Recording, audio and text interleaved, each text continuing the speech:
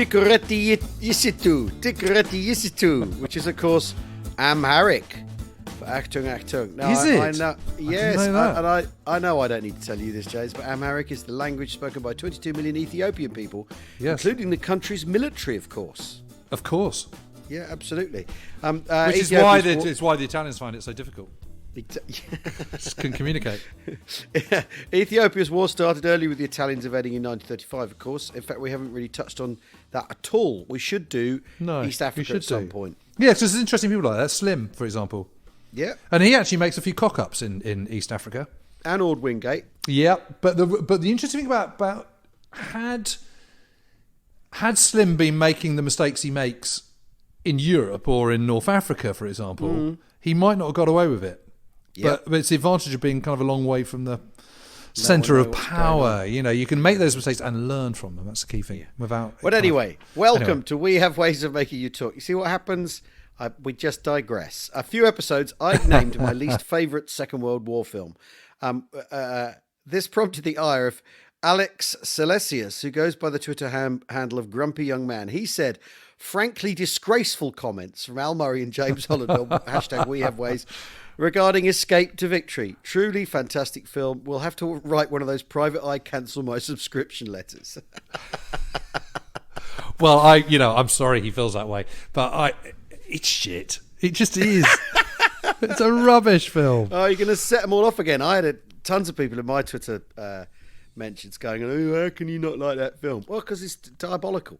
Anyway. Listen, I've got something to say to you, actually. Talking of war films, In Which We Serve, loosely, but Noel Coward film, based very heavily on Mountbatten and HMS Kelly and all the rest of it. I was reading a midshipman's journal from 1943 for the Sicily book, and he was saying, while we stopped in Algiers, we went to the cinema and watched In Which We Serve. And we all came out thinking it was rather good and very accurate. Really? Yes. That's interesting. In 1943. Amazing. Isn't it? Wow. How about that? Well, it made me think I better go and have another look at it then. Yeah. Wow. Goodness. Yeah. Right. Well, we've a million emails and tweets and stuff. What I thought I would do was start off with we've got a couple of things. People, rather than asking us questions, are commenting on stuff, which I think is always interesting. Andy Bryson. Now this is an email, so Andy's clearly probably 63 or above. He's retired, so he's got time to write a long email. Right. Loving the podcast, guys. Been catching up on a few episodes over the last few days, and really enjoyed the one on the 14th of January about law and the war, where Hans Frank was mentioned. If you haven't read it, I can heartily recommend Philippe Sand's book, East-West Street. Oh, yes. Have you read this? Yeah, it's fantastic. I haven't. It's about the birth good. of the concepts of crimes against humanity and genocide in international law, both of which concepts were thought out by academics from... is it Lvov that's spelled L-W-O-W? Yep. Yes, it's one of those L's with a line in it, who had family caught up in the genocide sanctioned by Frank and Otto von Wachter. Absolutely fascinating book, as Philippe, who's a professor of law and QC appearing in the International Criminal Court, also had family who were murdered in that killing spree. You've read this, right? Yeah, it's utterly brilliant. He's a really, really amazing guy. Actually, he's a fantastic writer. He's a just internationally renowned human rights lawyer. Very kind of very cultured, very worldly, and he's just fascinating. And the book is really, really just eye-opening. And again, it's just one of those little moments in the Second World War. So it's this town just outside Lviv, which at the time was Lemberg, and he charts the whole history of Lemberg, because Lemberg is one of these towns and one of these parts of the world that has just been chewed over a zillion times in history. And just in the first half of the 20th century, it goes from being Austrian, Polish, Soviet, Polish again, German, Soviet again. Yeah. And changes its name 4 times, I think, or certainly 3 times. His relatives are outside in this town outside Lemberg, Lviv. And they are massacred on the orders of Otto von Wachter. And what's really interesting is Philippe got to know Horst von Wachter, who is Otto von Wachter's son, who is a really charming and delightful fellow. But refuses to accept that his father did anything bad. He just can't get his head around it. So he's the absolute antithesis of Nicholas Frank, who I remember you telling you about, saying how much he hated his father and his mother. And he's very interesting. One thing that Philippe then did was he did this series for the BBC, a podcast series for the BBC. Yes, well, this is what Andy goes on. Andy goes on to say. It's just, I don't want to diss our own podcast, but it's literally the best series podcast I've ever heard. I mean, it's absolutely amazing. And you really should listen to it. It's so interesting. And what happens to Otto von Vector at the end of the war and how he escapes and all the rest of it. Yeah, because Andy goes on to say that Philip Sands did an amazing Storyville documentary. That's it. He thinks called My Nazi Legacy or My Nazi That's Past. it, yeah. That's where he met Frank and von Vector's sons and travelled with them through Poland and Lithuania to visit places where their fathers had been and to confront how that affected them. The contrast between Frank, who hated his father, and von Vector, who idolised his father and thought he'd been a good man, was really fascinating. And it is fascinating. Terribly sad and poignant. And then he goes on to mention the rat line. So I think a double recommendation from you and from a listener for that rat line, for the rat line podcast. He's also coming. He's also coming to Chalk Valley, actually. He's coming to the History Festival. Yeah. Oh wow. To talk on the about Sunday. what? He is talking about the German trauma. Him and Anthony Beaver together talking about German trauma at the end of the war. Be fascinating. Excellent. That'd be interesting. Yeah. Then we have another email from Sagrilarus. I just love that no one uses their name. Gentleman. Starts off with gentleman. That's nice. It's arguable. Great podcast, but I spent the first 30 episodes thinking the bald guy was the historian. My dad served on Orc-class minesweepers in the US Navy, and they would set off mines with a rifle. So this refers back to a thing we asked before, and we weren't sure about it. But actually, on Twitter, I've had loads of people saying, "Oh no, I've heard of this," from relatives or whatever. One of his favourite stories was when they pulled the battleship New Jersey out of mothballs. His boat was tasked with towing the target barge to retune its big guns. They spent hours getting off the coast and then stringing out the mile of tow cable, only to have the New Jersey nail the target on its first shot from miles away, completely obliterating the target. That's amazing, isn't it? Yeah, they got to do the whole thing over again the next day, and the guns never got anywhere near the target again. How about that? Yeah, we should point out actually that neither of us are bald. No, this is a head of hair I've got going on here. Yeah, exactly. A good head of hair. I mean, I'm on time off and they've grown some... Well, not time off. Obviously, this is time on. But I've not got to be the pub landlord, so because he's bald... Yeah, but you're not. But I'm not. I mean, it's the magic of the stage right there. Now... I know. Could you believe it? People will have hopefully by now heard the first of our Thursdays with Daniel Todman, and there's another one to come the Thursday after this, I think. Yes. I'll be honest with you, dear listener, we record these in lumps, so I'm not entirely sure of the sequencing. It was really interesting talking to him, wasn't it? Yeah, he was just brilliant. What a nice guy as well. Yeah, lovely bloke. And the thing he's talking about doing next, which will be revealed on our second Daniel Todman podcast, is absolutely fascinating. And again, having been, we talked about Hamburg last time. Having been to Hamburg recently and looked at there's the museum about Operation Gomorrah in the burned out, because there's a cathedral at St. Nikolai, or big church, which used to have the tallest spire in Europe and all this sort of stuff. Anyway, in the crypt there, they have a museum about Gomorrah that's pretty interesting. But the thing I was struck by, the thing I keep being struck by, and we talked about bombing the other day, is, this will relate, when you hear Daniel next Thursday, dear listener, you'll understand why I'm going about this, I always think it's interesting that area bombing having been touted as this, miracle political weapon, really, because that was the idea, wasn't it? Is you bomb a population, the population would then go to its government one way or another and say enough is enough. What we're going through is intolerable. We won't stand it. It didn't work. The thing the British take from the Blitz is basically an attitude of, well, fuck you then. Yes. Right? And the thing that the Germans take from being blitzed in return is kind of the same. It's a thing I'm always struck by, and that the British realize this, because one of the things that's interesting in the Gomorrah Museum in Hamburg is it starts off. There's the history of the church. There's the history of where how it was built, the Great Fire in Hamburg in I think the 1840s, and the place being rebuilt, and then there's a brief history of the rise of the Nazi regime, and then you get to the bombing. And the first thing in the museum is Coventry. Coventrieren, as Goebbels called it, to Coventry a city, right? And the museum basically says it was Coventry that led directly to Hamburg. That because of the destruction of Coventry, the British pressed on with their strategic bombing campaign.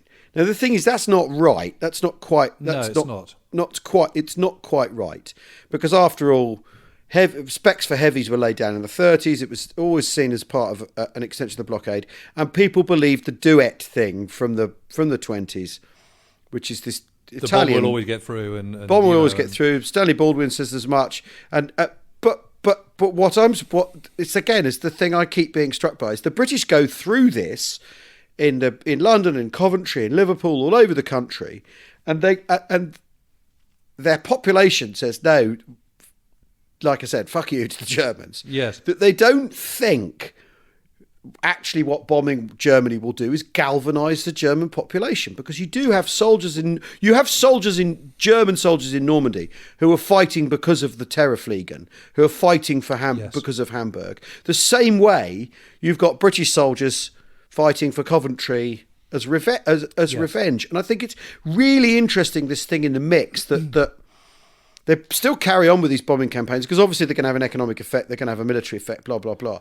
But the original thing that starts off strategic bombing is this political theory, basically. Yes, there's this amazing quote from Richard Pearce, who is the Commander-in-Chief of Bomber Command in, I think, before Harris. And I think it's October 1941. He has this sort of Chatham House rules meeting with key people and tells them the truth about the bombing campaign. And he says, and this is post-Butt report, where it's been proved that they're not very accurate. So just before I get on to Pearce, just a step backwards, is that so much has already been invested in air power and the bombers. So you've gone down this route. And then what is revealed by the Butt report, comes out in the summer of 1941, is that the accuracy is just absolutely all over the place. I mean, it's totally inaccurate.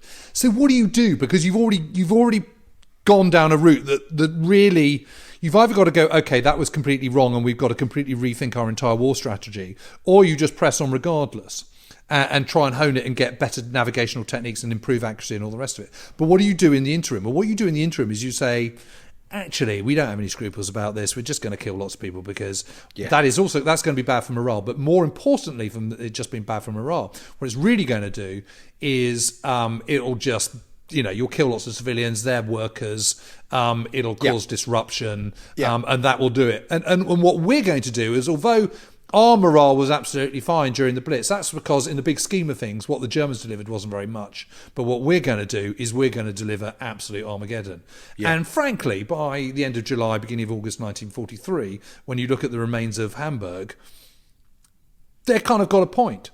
Because they do deliver it. They deliver, what they deliver is out of all proportion to what is being delivered by the Luftwaffe. But it's miles from the thing that initiates the strategic bombing. True. As this sort of war-winning weapon, this idea that it will generate a political morale collapse effect. Yes, but what they're going to do is but strategic air campaign never stands still, and that's the point. So what you have in 1939 is so completely different to what you've got in 1945. And I think the people who post Butt report of summer of 1941 go, okay, we're going to continue with this. What we're also going to do is we're going to dramatically improve our ability to deliver this. And I think what you see from Britain in the first part of the war is this absolute concentration of technology towards winning the Battle of the Atlantic above all. So out of that comes the cavity magnetron. Out of that comes improvements in high frequency direction finding, Huff Duff, all this kind of stuff. Improving your air umbrella, all those kind of things. But a lot of those new technologies can then be applied to air power, the strategic air campaign. And first you get G, then you get OBO, then you get H2S. These are really, H2S is the kind of first effective ground mapping radar. Yeah. And they're just light years away in technical terms from what they have in September 1939.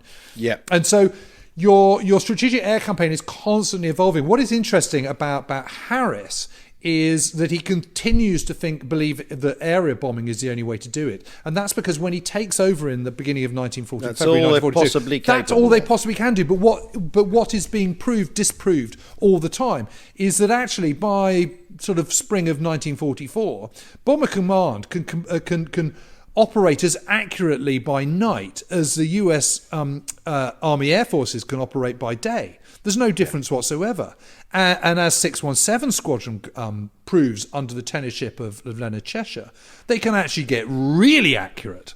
You can really deliver precision bombing if you're skilled enough and trained enough and got the balls enough. Through that combination of a technology applied to experience and skill and all the rest of it. And I think where Harris falls short is in his refusal to adapt more flexibly. Yeah. And that's where most of the criticism for Harris derives from, and I think is to a large extent justified. I mean, I mentioned the other day that I've been reading Max Hastings' new book on Chastise. I mean, he has never had a good word to say about Harris. And he wrote that book about Bomber Command in the late 1970s, I think it was, or certainly early 1980s. So a little while ago now. But between that time and writing Chastise, which he wrote last year, nothing's changed. I mean, he's still massively down on him. And I think Harris deserves a slightly more nuanced kind of view. But you absolutely can criticise his overall strategy, that's for sure. Yeah. Well, we're going to take a break now. So, Tolo Igeninyani, which our Ethiopian listeners will know means see you soon.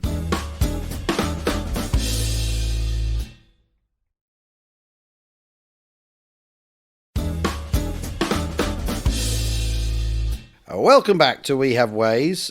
James and I digressed hard there in part one with just, I said I'd been in Hamburg. The next thing we know, we've got... Anyway. Right, 20 minutes later. Yeah, 20 minutes later. Yes, welcome back. Now, we've a load of questions to answer, so I thought we'd have a go. Ken Reaney says, hi, guys. Absolutely loving the podcast. We thanks, love Ken. you back, Ken. What's the story of the Bren carrier? It was the must-have toy in the late 50s. I'd like to know the background. Well, the Bren carrier, universal carrier, depending, is an armoured personnel carrier. I mean, you can call it that, even though it doesn't look like a modern APC with a lid and a back door. I mean, it's an open fighting compartment. Yep. It's a little, basically, a tracked vehicle, a light tracked vehicle, weighed 3 tons or something like that, of which they made... And up till 1960 as well. So this has a long life. Developed by Vickers Armstrong. Until 1960, they made 115,000 of the things. Yeah, amazing. Yeah, and I know tanks are sort of bigger and sexier, but this is... The Bren carrier is like... It's basically the British Army's mule. When it's not using mules, actual mules, like it did end up having to do on occasion, it's the infantry's mule. So it's an ammo carrier. It's a light armoured vehicle for bringing a Bren gun up, bringing fire to bear. It's some were used as would have mortars in the back, just getting blokes about on difficult terrain, all that sort of thing. It's actually an incredibly important bit of kit. Yeah, and it's in, the armour around it, the armour plating is very thin by end of war standards, but by 1939 standards, it'll stop a bullet, no problem, and it's just giving you a little bit of protection. I mean, it gets developed in the late 1930s as all part of this whole idea that any army we have is going to be 100% mechanised. Yeah. And Britain in 1939 is the only army in the entire world that has a 100% mechanised army. And this all goes back to the battle dress as well. It's why you don't want flappy bits all over the place. You just want a short jacket so you can get in and out of vehicles quickly and easily without catching anything. And it's all part of that whole kind of modernisation of the army. So we're going to have a small army, but it's going to be mechanised and it's going to be modern. And the carrier, the universal carrier, just fits into that strategy, that plan. And they're incredibly versatile, and they're very rugged and pretty robust. And they've, unlike most truck vehicles, they've got a steering wheel, and they're dead easy. You've driven one, I've driven one. Yep. They're very easy to drive, aren't they? They're absolute cinch. And they're great fun. Yeah. They're used by farmers, across the length and breadth of the land in the 1950s. 1940s and 50s, because of course the army was sort of selling them all off. It's such a good utility vehicle, and they were made all over the world. They were made in Australia. They're made in the US. And basically, I think the Americans used them as well. Am I right in thinking that? Yeah. They did, and they were just completely brilliant in the jungle because actually getting mules in Burma or the Philippines or New Guinea wasn't really a possibility. But this was your workhorse. You're absolutely bang on. I mean, this is where they're mainly for kind of shifting stuff more than anything else. Yeah, and it'd go in a glider, so you'll see it in airborne assault stuff too. So I mean, it basically, I mean, it is known as a brain gun carrier, but universal carrier really is the right name for it because that's what you're looking at, is a thing that's absolutely everywhere and across the board. The most produced armoured fighting vehicle of all time. I didn't know that. Yeah. That's amazing. Well, I suppose 115,000, that's going to trump the T-34, isn't it? Yeah. Right, Rhys Jones says, Dear Alan James, congratulations on such a superb podcast series. You can see who we choose, can't you? Yeah, exactly. And the idea for a national archive is a must, which is that thing we talked about. No, we've got to do that. Need to follow up, Now, I wonder, could you discuss the initiative and effectiveness of early German paratroop operations, in particular in Belgium early in the war? Thank you, keep up the excellent work. Well, yes. I mean, the interesting thing about Eben Emael is the headline action, of course, isn't it? Where there's a fort on the Belgian border. They land a handful of gliders with sappers on top, and basically blow up the doors so the garrison can't get in and out, and are no good to anybody. And difficult flying. They come in from Germany over the border. It's an absolutely brilliant way of circumventing this fort without announcing your intentions. And obviously, the fort at Eben Emael is a great big plum prize target. So it's a really, really smart way of getting around it. And the Germans had been experimenting with airborne soldiers in the moment they got going. Really, once the Wehrmacht was sort of back on. Although they're Luftwaffe soldiers, obviously they're Air Force soldiers. It was the Russians actually who first experimented with parachute troops in the 1920s, I think. And you've got these horrendous film or pictures of Russian paratroopers. They climb out, roll down the wing off the plane they were in, and open their chute. But they didn't really. That was the Soviets proving how modern they were in the interwar period. But the Germans differing.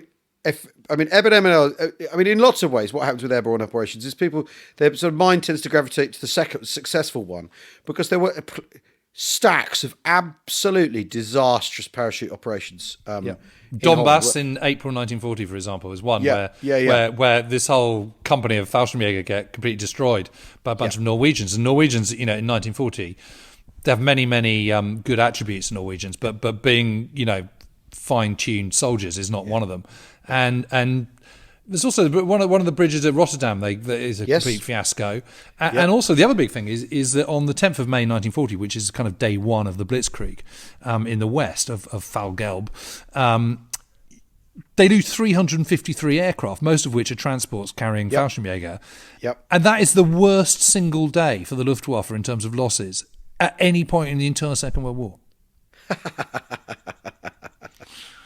And it's on a day in which, we filter out that it's just non-stop, Nazi war machine coming towards you. Yeah. Well, but the Luftwaffe does very badly in the first few days of Fall Gelb, doesn't it, actually? Yeah. Yeah, it absolutely does, It's super effective, but their losses are sky high. Terrible, yeah. But so basically the thing is though, the thing is, Rhys Jones, is that airborne operations in general, if you have to characterise them, are extremely high risk, so often go completely wrong, and or are characterised by total chaos, a very high casualty rate, and all those sort of things. I mean, the German Fallschirmjäger, his parachute harness was a point in the middle of his back. He didn't float down the way we picture a parachutist holding onto two straps and manipulating the parachute. He literally dangled from the thing. Yes. And they wore knee and elbow pads. And the idea was that they'd somehow try and land themselves... without breaking their kneecap. Yeah, without breaking their legs and kneecaps. And lots of them did.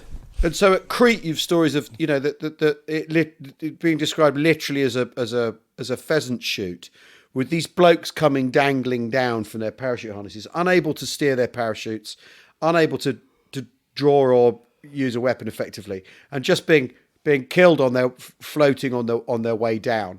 So the thing about the interesting thing, and it's like so much stuff in 1940 in the Blitzkrieg, is this is embryonic technology that the Allies, a lot like the Mark I and the Mark II tanks, the Allies take one look at and go, right, well, we need to do that, but we need to do it properly, bigger, better, with reliable equipment, in a way that's essentially reproducible, and not just relying, because what the Germans rely on hugely in the summer of 1940s, it's all brand new, and no one's thought of a way of dealing with this yet.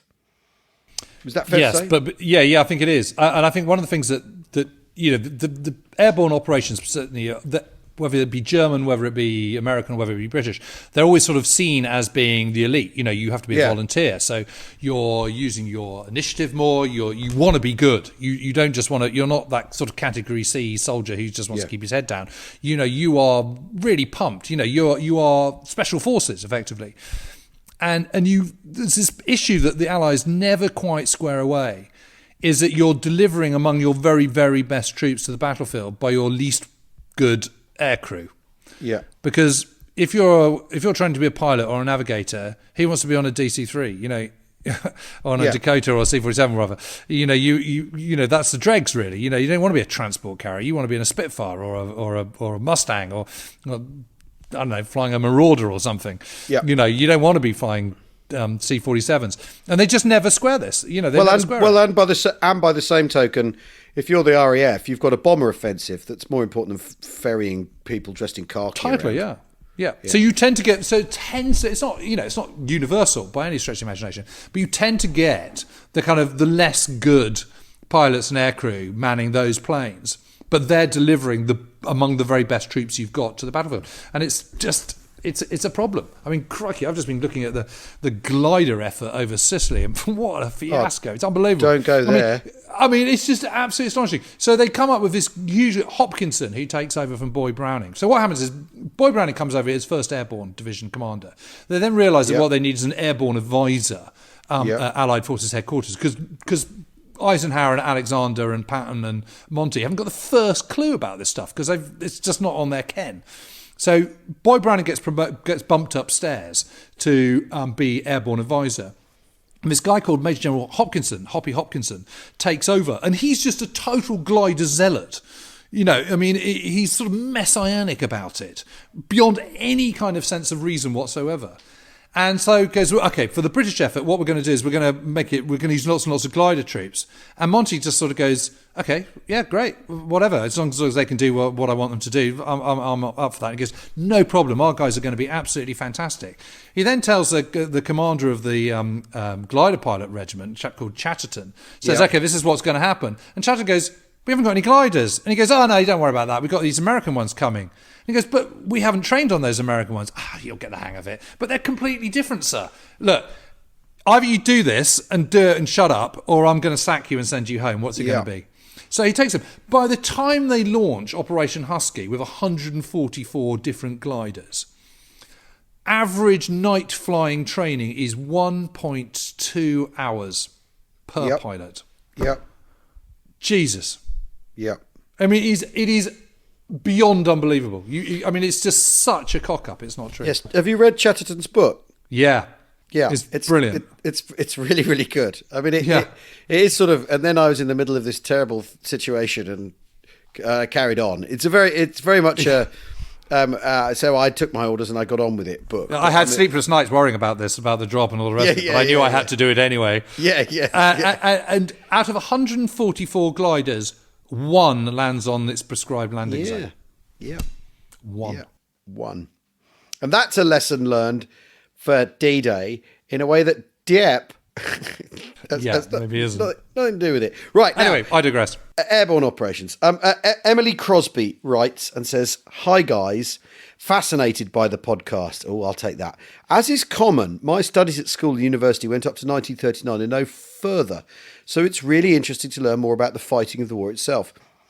Could you? Here's the question though. This is a doozy. Could you explain the significance, impact of the Spanish Civil War on the fighting of the Second World War? I have distant memories of learning that some flight technologies were effectively trialled during the conflict.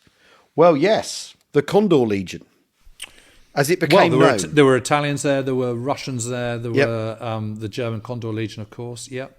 Basically, everyone except the British, out of the main European players. Just a few, but there were a few socialist British and commies and stuff. Yeah, but no one engaged in actual operations per se. And the Luftwaffe do this thing of having people volunteer, don't they, as it were, in inverted commas, and they're there as tourists, and they have to go in civvy suits, in civics. Because was Javier Herman? Yes, he absolutely was. Yeah. And Gallant and Vic and various of them. Yeah, so lots of Luftwaffe toughs basically. Had kind of done their kind of undergraduate bit in Spain, hadn't they? Yeah, and would be attacking shipping. Yes, and Guernica, and then Guernica, of course, which is the sort of headline moment for the Condor Legion, which and we were talking about area bombing earlier, is that Guernica is seen as, oh my God, look what happens when the bomber always gets through. Look at what can be inflicted. Look at the power of the bomber. And although Guernica's a one-off, really, they're not flying against a fighter defense screen or any of that sort of stuff. I mean, the good thing that the Germans get out of it is they're able to test the finger four, which is so if you hold up your hand and your four fingers. So your middle finger is your lead, your fighter leader. The one on your left, your index finger, would be your wingman. Yeah. Then your second pair are the other two fingers, and that's your finger four, your Schwarm. And they learn that, and that's a good lesson. Although that's again, the RAF Vic is better in defence because you're tighter together. Finger four is quite spread out. So that's great if you control the airspace and you can dictate how and when you want to move. Yeah. But I think what's interesting about the Condor Legion actually is it's always been seen as it gives the Luftwaffe this great head start. Well, actually it doesn't because the opposition is kind of basically non-existent. So one of the lessons they learn from it is you don't need radio. You don't need ground controllers because you just go off and take off and just do what the hell you like. And so a lot of the lessons that are learned of the Condor Legion absolutely hit a brick wall the moment they come up against Britain in the Battle of Britain, because Britain's got an air defence system which no one else has had, and the Luftwaffe just aren't prepared for this. They haven't thought about that, and so all the stuff that works when you hold all the aces and you control the airspace. All those lessons from Spain, they're in place in against Poland and against France and the Low Countries, but that doesn't work in Britain. So it's a kind of a mixed bag what they learn, really. I think in Spain, because the opposition's so weak and so ineffective, it doesn't teach them an awful lot. Right. Well, there you go, Emily. We hope that answered your question. That's it from us today. I hope your commute, dog walk, jog around the park, drive up the M6, or pruning the rain-soaked bushes in the back garden passed a little quicker than it might have done otherwise. We know our role. We know who we are in our place. See you later. Bye for now. Cheerio. Cheerio.